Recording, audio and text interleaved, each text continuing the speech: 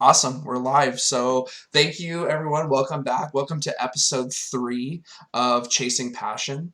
This week I have one of my good friends, Jerry Paz, on the show. And I've picked Jerry because he has had a short story published before. And I just think that that's super cool, something I don't think I could ever do myself.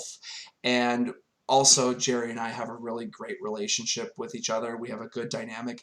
And actually, I sort of owe you, in some sense, a thank you because, and you know that I've told you this story before, it's because of what you said to me before that actually got this show to even start working in the first Awesome, place. awesome. So I was going on a rant one time with you outside about, oh, what were we talking about? Oh, we were talking about AI and how Instagram was looking at you, and I Yeah, was going on and on, and I have mixed feelings about Instagram and social media, and I'm always right. going back and forth about, oh man, I want to get off that, I'm wasting my life, and I was kind of getting on my soapbox a little bit. I was like giving this really big Yeah. lecture about it, and it was well I meant, remember. but then you kind of just like were like, dude, you're doing the same shit. Like you're there with the rest of us. You're there on Instagram every day. Like why don't you go do something?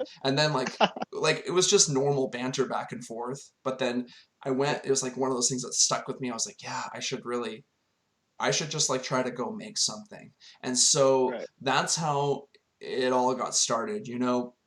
I had an interesting thing today happen where I downloaded the app YouTube Analytics that allows me to look at all the view time and see who's watching my videos or who's clicking on it, how long they're watching it for. And people are watching it for a good amount of time. And I guess I would say that if you're watching this for the first time, I work in the hospitality industry and I meet tons of interesting people. And I think I was talking about Brianna with this last week where I said that the hospitality industry is really interesting because so many people are in transition to somewhere else a lot of times. And it's like kind of a revolving door. We have really high turnover and all across the industry. People are always going somewhere. So oftentimes you'll meet people that are um, they're on their way to somewhere else or have come from somewhere and done something awesome.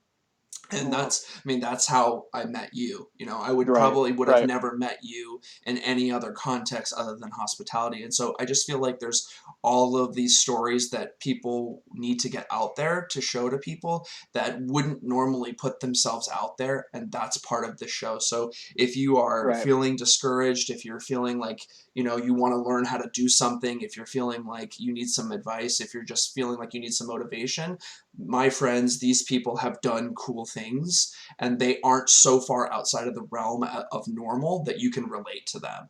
So Right. let's start with you.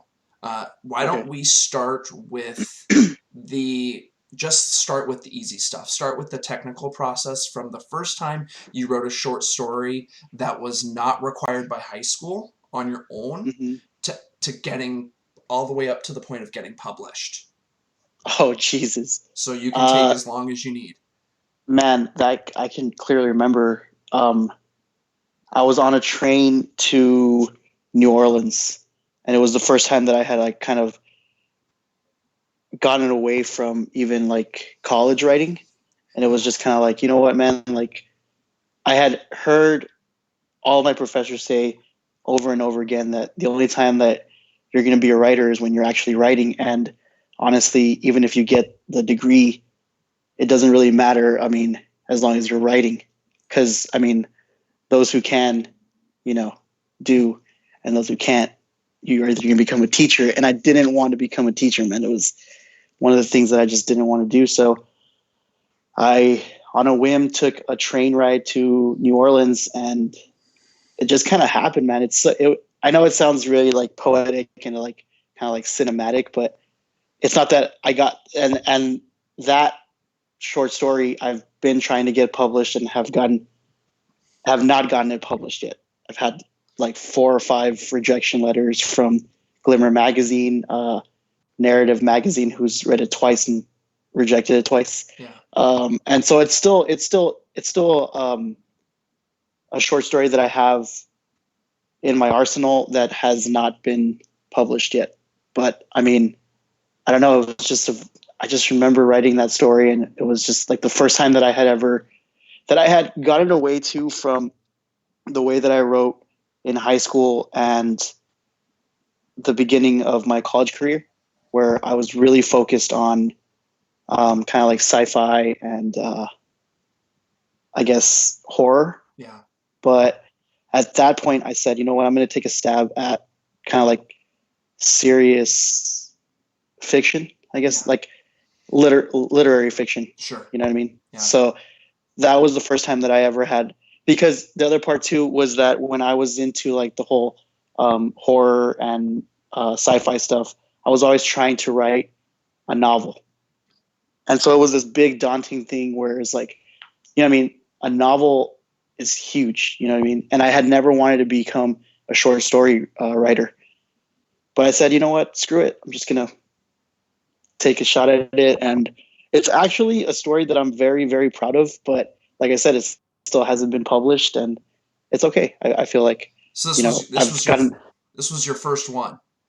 this is my first The short story. first Yeah. short story. Do you feel, Right. obviously because it was the first time that you wrote a story, like you have a romantic attachment to that one because it was like the beginning of something, and so ultimately like you would love to see that one eventually published? Yes, that's my white whale, I Yeah. guess you would say. Yeah. And the other part too is that you can also see a lot of like how I had transitioned from trying to write a novel into writing a short story. Um, it's broken down into like four sections. So there's chapters within the short story. Sure. It comes out to like about maybe like 2,000 words, something like that. I haven't looked at it in a while, but it's not a novella. It's not a novel. It's a short story, but you can tell that this guy wanted to be a novelist. You know what I mean? Sure. So That's really yeah, cool. it's something. It's I don't know why, but the title has always just stuck to me. It's like the stupidest title ever, but I just love this story so much, and I don't know. I've never gotten it published, but it's just there in my heart. You know what I mean? The first one. What's the title? It's called August, September, October, November. So That's it's just supposed to be about um, kind of like transitioning through seasons, sure. or through a season actually, not transitioning through season, but the transitions between a season. That's really cool. If that makes any Yeah, sense. it does make sense. So, is there a place where if someone out there wanted to read it that they had access to it online, or is it something that's only a paper copy that you have? So I've sent it out.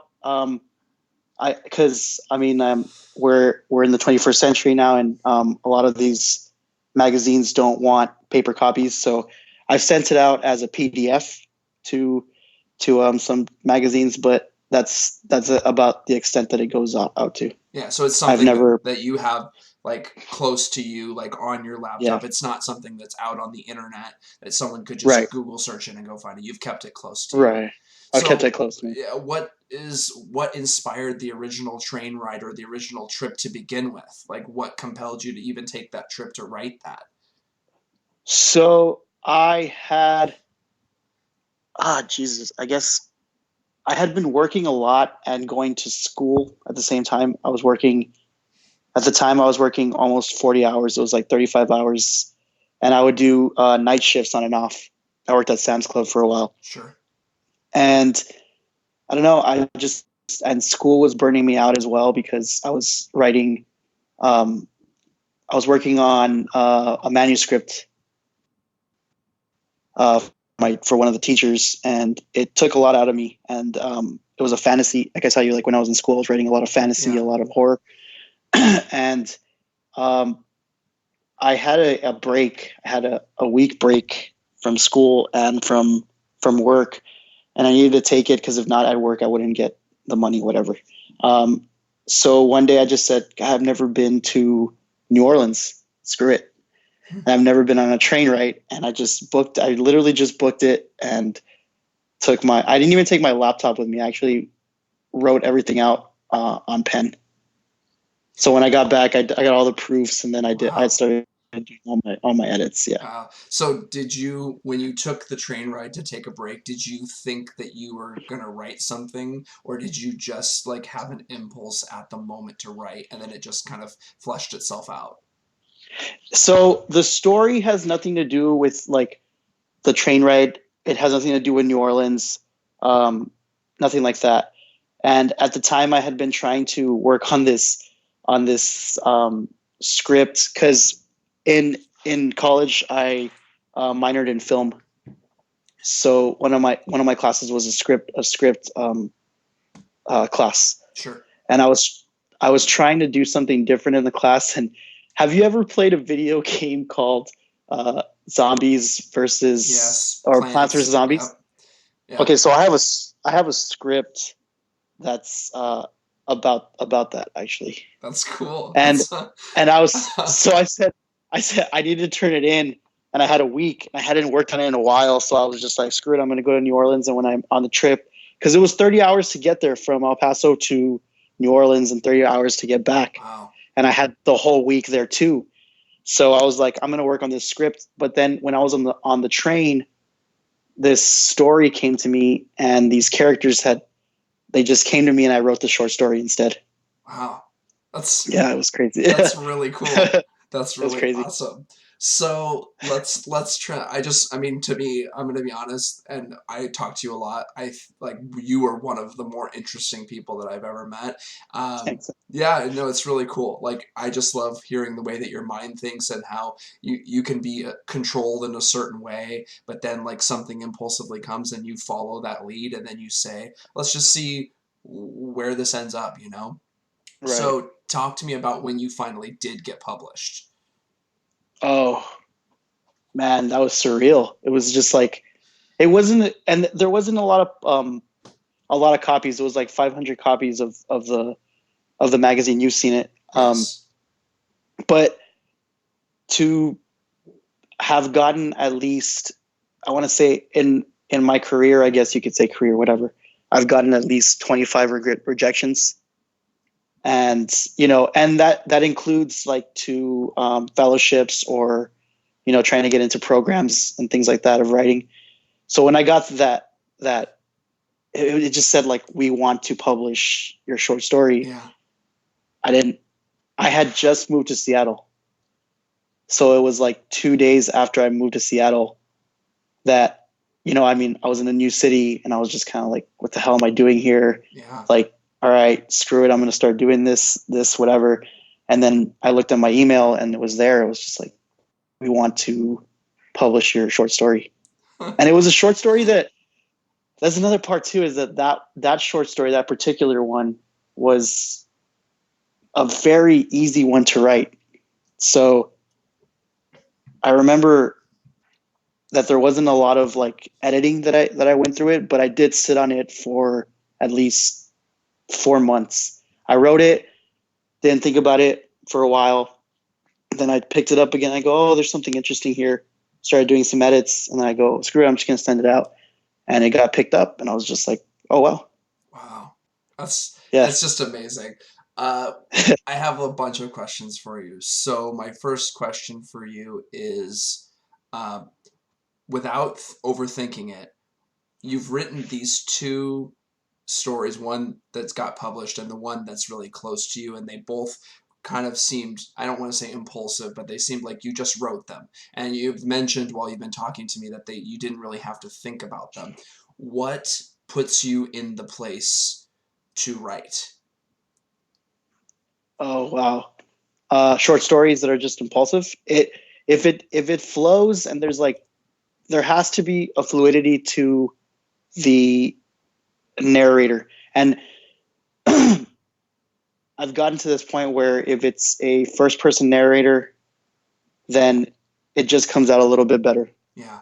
And I'm able to like kind of get into that head. But if Yeah. it's a third person narrator, I have to worry about a lot of other things.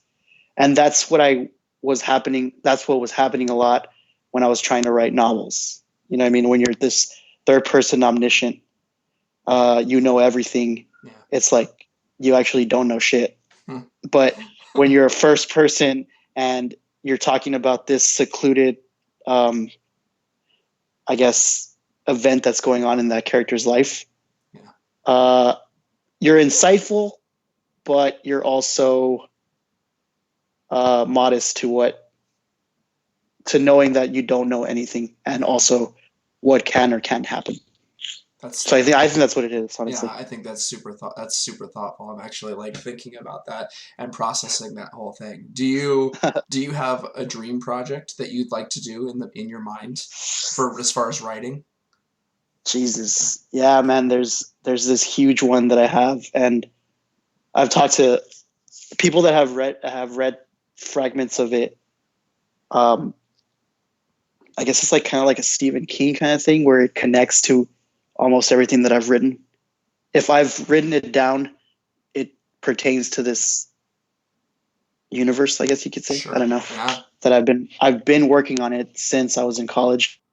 One of the manuscript that I turned in has to do with that, but there's also a lot of like other little stories, and it's just a grand like So you would like to write thing that like I a want to. big, you want to like write a novel that connects all of your stories together. So that's the thing is that I don't necessarily want it to be like, oh well, you have to read this to read that, Sure. or you have to like, you know what I mean. Yeah. It's fine if you don't. But yeah, definitely, it'd That's be awesome. that's That's so cool. Do you and when you're writing, do you find joy in writing, like the process of writing? No, no, not at all. Writing is the most difficult thing that I have ever tried to do. And I came out to Seattle to cook, and you know me when I came out here, um, I was scared, obviously, Yeah. but it comes a little bit just because like you taste it, you know what you gotta know what you're doing, I guess, you know what I mean. But writing is daunting as crap. It's like it's just, and it's not. I wouldn't say that I'm sitting there giddy. It's a struggle, man. It's just Yeah. like that that blank spot, or sounding self righteous also Yeah. is a big thing with me, because I don't want I don't I mean you've seen things like Juno where everybody sounds the same, Yeah. because the writer's just super smart as fuck. Yeah. I'm not super smart as fuck, but and so my thing is that like I've always lately, not I wouldn't say always, but lately I've been trying to like get more into heads of different characters, and I don't know, it's hard, man. It's not. Yeah, I mean, it I seems think I think it's hard, and go ahead. No, you think it's hard sorry. in what? Oh, that's why I have not done it as often as I used to do it. Because it You because know what I it mean? does you think that it takes a If that lot makes out any of you? Yeah, sense. it does. Do you think it takes a lot out of you? Like physically, like when you're writing? Yeah, there's a certain kind of tiredness that you get when you've done. I've walked away from like 6 hours of writing, and Yeah. it's just like you feel like, I guess, like exhausted, but in a good way. Yeah. It's almost like working. It's almost like working out. It's weird. It's like, you ever heard of like a runner's high? Yeah. It's kind of like that. Well, it's yeah. I mean, I can find that totally relatable. I find like after I make these videos and the first three that I've done and the ones I did before where I'm talking a lot and I'm actually really an introvert. I like to stay in my house. I don't like to really go socialize with a ton of people. This project is partially to push myself to do something that I think is really challenging for me. I do feel like exhausted, like Yeah. mentally, like I've stretched my brain out a bunch. Yeah. Like, and you're right. I wouldn't say that it brings great joy, but like I do feel compelled to make something, to Yeah. create something with Definitely. my free time without being lazy. I will Hmm. note that I've noticed as you've been talking that it seems to me like one of your core values as a person, which I really appreciate, is like being humble and not being um like not being like overly arrogant or overly know-it-all, or not being like, that seems to be one of the cornerstones of like Yeah. what you believe in. And like you're, Right. which makes sense as to why you would like have called me out that one time, because it's like you could sense the ego was getting a little bit too Yeah. was getting a little bit too large, like, hey, you need to take it all Definitely. in perspective. So I think Definitely. that that's super super super valuable. um I mean, I would say now in your life right now, do you still feel compelled to write, or does it feel like a chore? So I feel like when I was younger, and it's funny like that you said this stuff right now about the whole ego thing. When I was younger, I wanted to be a writer. That's all I wanted to do. But I never put much thought into what it means to be a writer. And it's a lot of seclusion, man. I feel like if it's not like a muscle that, and I mean, there are other writers out there that, can, I've met them before that can just spew out, a short story and it has a lot of imagery and a lot of metaphors and meanings or whatever the heck they're trying to do with it. They're masters of their crafts.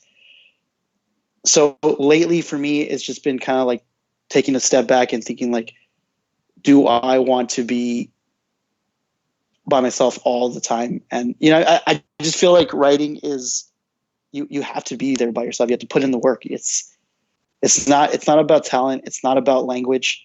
It's about putting in the work, man. Yeah. And lately it's been more like, well, I don't know, man. So, Yeah. every once in a while I'll tinker away. I bought myself the Note 9 so I can still like kind of like write here and there and stuff like that. But it's it's not as as much of an urgency as it was when I was 25, Yeah. which I think I have more to say now, which at 25 I didn't have shit to say, you know what I mean? You know, It's true. which is probably why I finally got published at 29, Yeah. there's a lot more thoughtful stuff that came out of me and leaving school because I never finished school because I don't know, I just always thought that if you're gonna write, you're gonna write, man. It's just gonna happen. Yeah, I You know what I mean, mean? I mean, So I 100% agree with you on that sentiment. I think that there's a certain thing, like there is a balance between having an education, but like also putting in the work. I mean, we see it right, all the time when you in the culinary industry, to relate it back to the culinary industry, where it's like you get people that are fresh out of culinary school and they're just like ready to go, and like they have some skills or they have some knowledge, but like yeah, they're not seasoned yet. And so yeah, I mean, I think it's a smart decision. Like once you knew, you knew, and then you're like, well, I don't really need to be here anymore. Like I have the right, fundamentals and I know kind of what direction I'm going. um, and you bring up a really interesting point, which I think is super challenging about doing creative work, which is there's a lot of fields where when you're at the best of the best, or when you're really doing something full time as a career, you are in a lot of seclusion. Like as a chef, yeah, you're working 80 hours a week. You never get to see your family. You're with other people, but you're also secluded in your right, own mind, I think, in a sort of way. It's not the hmm, same as being a writer where you really have to be away from distraction. That's like the ultimate seclusion. But the idea is still right, the same. And there is a challenge, I think, amongst our generation, like you and me, where we have these talents and we're not quite sure what to do with them. And we do have a yeah, desire to be around people. We do have a desire maybe to start a family, or we have a desire to socialize or to be in amongst. And so we don't really know what right, we want, or what not what we want per se, but maybe like what the balance is in our life. right, you know it's right. definitely really challenging, and I think that that's something I think about every single day. I mean, I think about it every day. So if your writing had an origin story for where you fell in love with writing above all other fields, where would it have started off at in your childhood? Um, so probably I was around 14. I was in bands since I was 14. Sure. So I would like punk rock bands and things like that. Yeah. Um, I wrote the lyrics and stuff. So I I feel like to me, listening to the music that I listened to, it wasn't just because of the music. It was a lot because of what the people were saying, Yeah. and I just connected with the lyrics. So I think writing, as being the writer that I am right now, I was first a lyricist. Yeah. I mean, So it's really interesting that you brought that up because I'm thinking about the episode I did with Nathaniel, and I think to myself that he shared a similar sentiment to me, which is that he fell in love with lyrics first, and I find it yeah. really interesting to think about the idea of like he just went down a different fork in the road towards more Mm, towards performing and music, and you went more towards just writing, which is just just right. this just a different, just a different direction. Right. What do you think pulled you more towards writing and less towards music? Because it could have been just as easy that you had loved the lyrics and decided, oh well, I just want to write music and I want to be a Hmm. musician. Is there something specifically about writing short stories or writing or reading in general that made you feel more pulled towards it? Yeah, I think everything's left up to interpretation. But for me, songs are a little more vague than stories because you don't have as much time, I guess. I mean, Yeah, no, obviously, that's totally fair. obvi- obviously, and so like, yeah, I just think that I mean, with writing, you're able to express a little more, and you do a lot cooler stuff. Like with when I first read Raymond Carver, I mean, some of the short stories that he wrote, it was just it totally baffled me that a person actually sat there and thought about some of the things that he wrote about. You know what I mean? Yeah, Like just neighbors, and wanting to go and like be nosy and um, or a blind man able to understand what a cathedral was, things like that. yeah, It's just like to me was just like, whoa, dude, like yeah, a song could do that maybe like from the 80s on because obviously, I mean, all these bands would argue that, oh well, we have the music video, we can also portray that, yeah, but in the essence the song does not get as much as like writing a story yeah. and talk and being able to live a character, you know what I mean? I actually completely 100% agree with you in a certain sense of like maybe music can convey a certain feeling or something that's more general, whereas a story requires much more nuance and detail and imagination and forces the person to really dive into a world. Whereas I really, for me, feel like a song just can give me a general feeling of something, like Right. feeling of excitement or feeling of intensity, or and you could still use imagery, but I don't just the time constraints alone are just like you can only do so much with 3.5 minutes. You can only do Right. so much with like 4 minutes. You know what I'm saying? So I think that your assessment is like completely spot on there. I think that's completely Thanks, man. right. Yeah.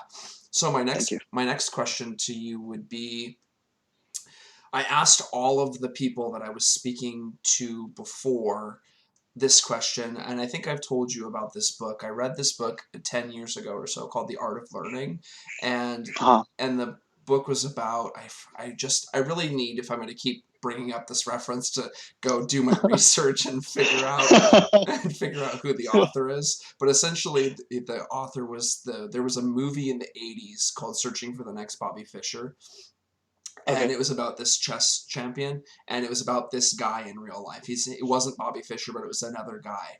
And so he became this chess champion at like 18 years old, and then he got the movie came out while he was the champion, and he got really distracted and stressed out by all the media attention that he was getting in the 80s and 90s, and so he quit and he just left the United States and he moved to like some, I forget, I think it's Taiwan or an Asian country, and he started Mhm. doing, and while he was there he took up Tai Chi, and in his early 20s he like became the Tai Chi champion of the world, like by the time he Oh, was wow. like 24. And what he realized in the book was that he realized that he wasn't good at chess or at Tai Chi. He was good at he had mastered the system for learning something. And so Right. Hmm. uh, one of the cornerstones of his book was there's two ways that children are raised in society. And it's you slightly lean towards one way or another way. And my question to you is, so the two ways are results driven or process driven. So results driven learning is like if your parents come to you and they say, if you get A's and B's, uh, we'll give you a new Xbox. That's results driven. The Mhm. only thing that matters is the grades. Whereas process driven is you get the rewards based on how hard you worked during the class. So they call your teacher up and they say, did they do the extra credit? Did they do all the things that, like everything? Were they paying attention in class? And you get rewarded based on that. So to give you a reference point, I would say that I was a results driven, 100% results driven person. So my dad would come Mhm. to me and he would say, if you keep your GPA above 3 and you get all A's and B's, you'll get X number of reward. And I did that for most of my life.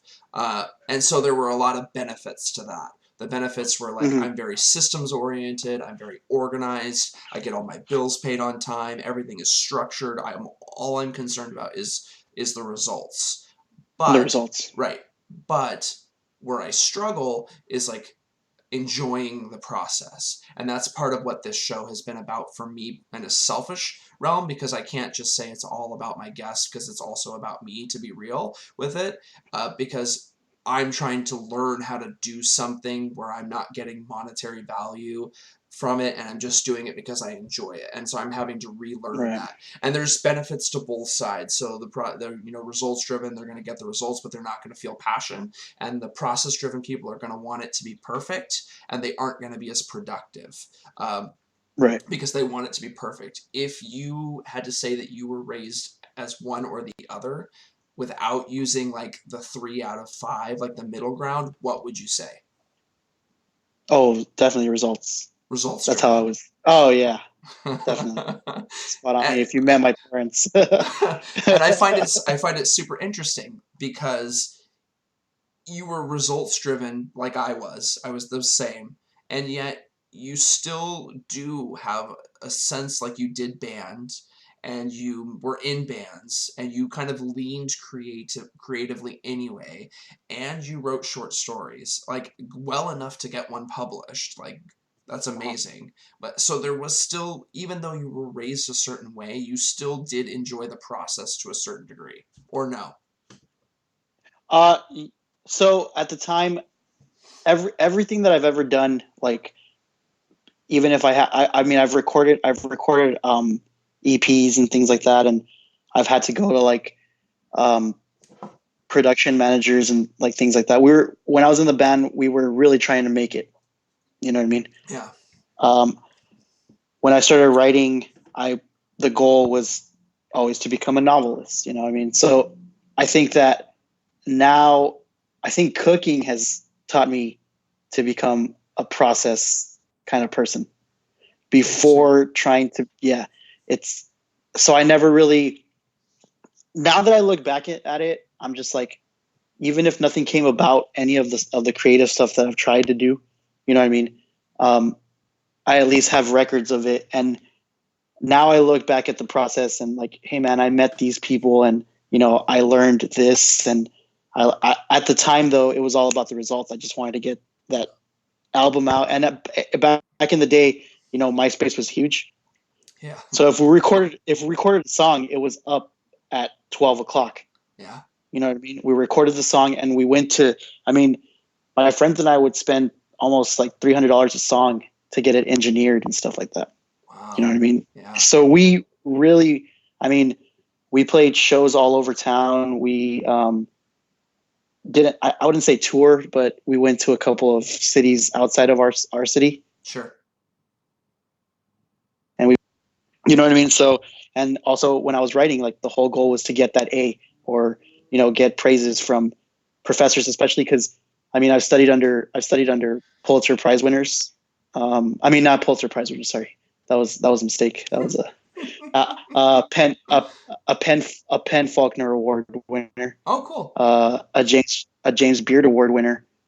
You know what I mean. So just trying to get like praises out of it, but I never thought about what they actually taught me Yeah. as far as like having, and you know what I mean? Like the Penn Faulkner Award winner had told me one day, the class he was giving a lecture, and he just says, you have to take a minute and understand if you want to be a writer or not, because in the next couple of years when you graduate, it was, and I'm, you know, I mean, I'm just kind of like, this isn't verbatim. It's Sure. just what I remember Sure. him Yeah. saying. But he just says, kind of like step back for a minute and kind of look at what you spent your money on last year. Those are where your values are.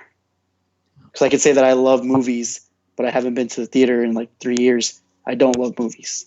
Yeah. You know what I mean? That's So true. that's, and these are like things that I learned. But at the time, I wasn't looking at that. I just wanted the A, or I just wanted Yeah. to get published, or I just wanted to get the album out, whatever.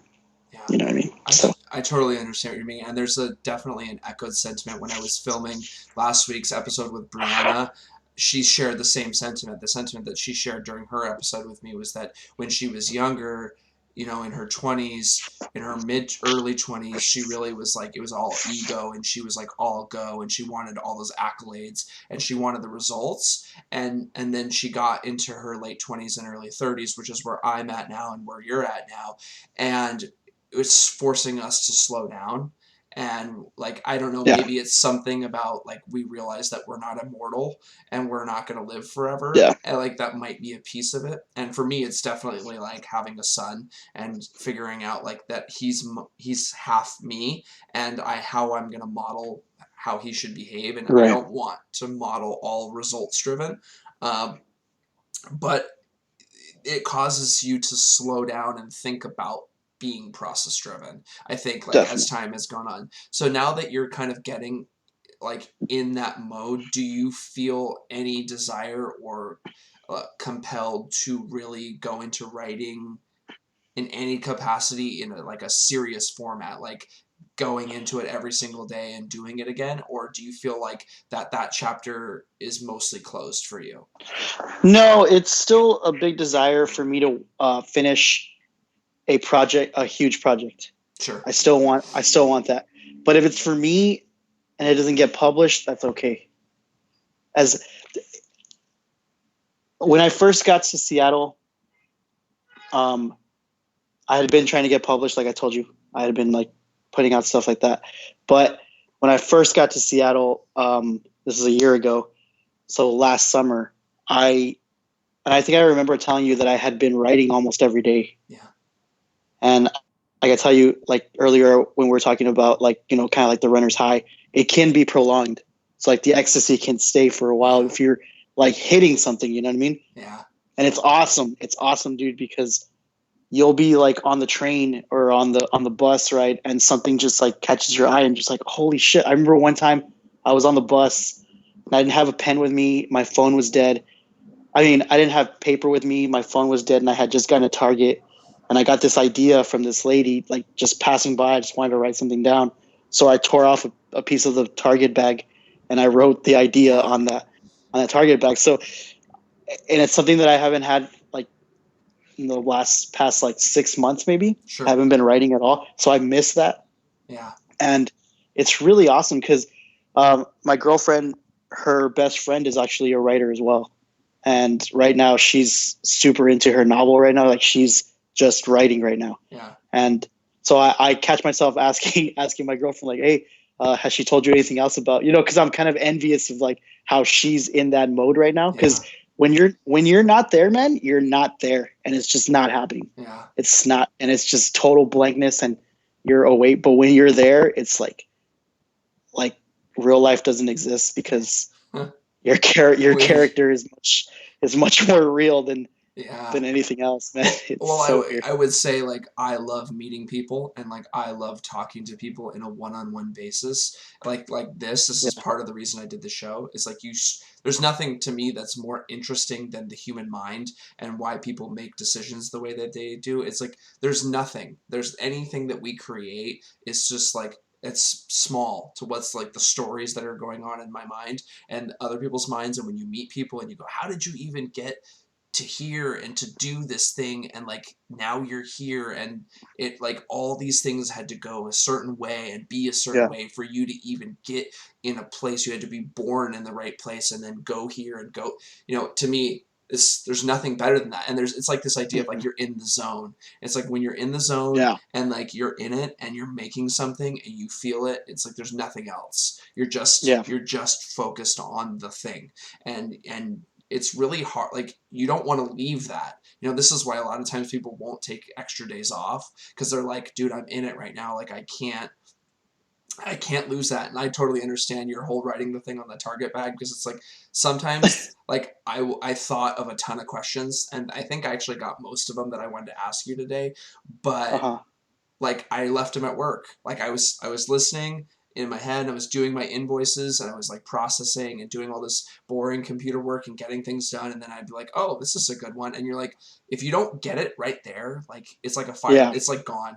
You're never going to get Yes. that question ever Uh-huh. again, and it's just forever, Yeah. and you're not even going to remember the context. Yeah, So exactly. it's pretty crazy. So we're actually already towards the end of the show. It's been already almost an hour. Oh my God. So I told you it was going to go pretty quickly. It, That's so sad. I know. So I would say, and I really enjoy talking to you, I enjoy it too. because like you're Thank you like for me, this. and you actually keep me really honest, because like sometimes I feel like I'm humble, but then I'm with you and you're really thoughtful about it, and like I'm like keeping my ego in check and thinking about what I'm saying before I'm saying Yeah. it to you, which is like Right. really good for me to like keep myself in check. So I put this last bit in the show not from an ego standpoint. I put this last question into the show because I think sometimes when we're 30 or in our early 30s or late 20s or whatever we are, I think that we forget that we're like old, like double the age of someone that's 15 years old. Yeah. And it's because we're in it, we're in our lives, we're in our zones, we're in our routines, and it's hard to remember that maybe there might be some young kid that is looking at us as if we have some level of authority, which we don't, but they look at us like that, so in a way we do. um, so I would say, what would you say to someone that's young, that's trying to figure themselves out, and they enjoy writing but they're not quite sure? What are the pitfalls that they should avoid? What are the things that you went through that maybe you could steer them to a more clear path? I would say don't worry about the finished product because it's never going to come out the way you want it. And I promise you that it's going to come out better. I love it. It's short and sweet and to the point. And don't worry about the accolades. Don't worry too Yeah. much about the results. Don't worry too much about getting published. Just do something because you enjoy it. Do something because you feel compelled to do it. Don't worry about what everyone else Just is work. doing. Just work and get it done. Just work. Yeah. That's awesome. Honestly. Well, this is getting to the end. This has been All really right. great. I'm trying to think if I have any other last minute questions for you. I don't Huh. I don't think so. I think that you have been one of the best. So Thanks, man. stay on the line. I'm gonna end the episode, and then I'll Okay. chat with you about like processing it and everything like that. All right. So Sounds good. thank you everyone. I really appreciate it. There's been a lot of people that have, when you start to create something and you start making something on your own, and people see that you're doing something, even if it sucks at first, because normally it will, because you have taste and it's not quite there yet. When people see you making something and you're really focused on it, people will um, start to give you advice about what you should do or what you shouldn't do with what you're doing. And I think part of it is well meaning, but part of it is also like maybe there's a little bit of envy, like they want to go create something. Yeah. And some people have given me the feedback of I should do shorter clips, or I should do 1 minute or 2 minute or 5 minute videos. And the reality is that I'm not. I really love long form conversation. I think it's a lost art. I think that we're busy and we don't talk to our friends enough. And I think we don't have this sort of dialogue. We're so busy, stuck doing our lives and knowing all the things that we need to know just to get everywhere we need to go. And I just hope that you enjoy it. I hope that you find value. And these people are cool. Look them up. So thanks again, everyone. Take care.